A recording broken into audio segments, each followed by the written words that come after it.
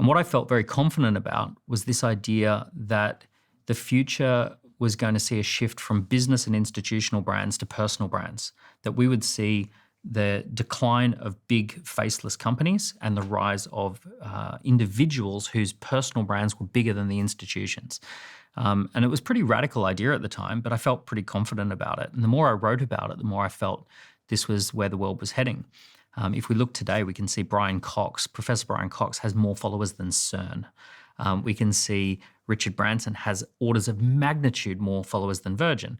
We can see Elon's got more followers than NASA.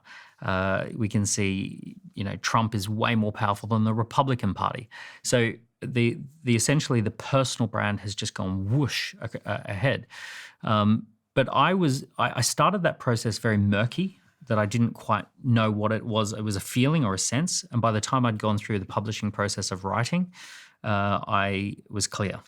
And the macro factors that brought that about, what are those underlying shifts that happened that meant we went from the logo to the person? Let's zoom out 300 years. Yeah.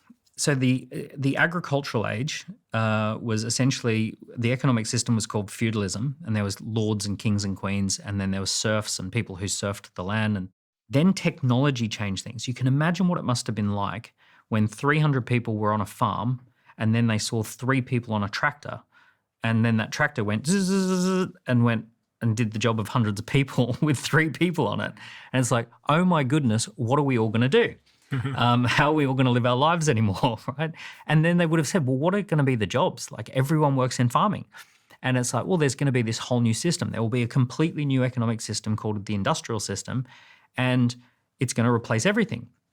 So back in the agricultural age, if you were a lord, right, and if you were rich, if you were successful, you had vast tracts of agricultural land.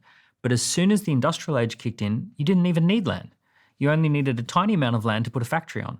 What mattered is that you had the ability to organize labor and machinery. And if you could organize a factory, that was way more economically productive than hundreds of acres. So the whole economic system got tipped on its head. And suddenly it didn't matter if you were a duke, it mattered if you were an industrialist, if you're a capitalist.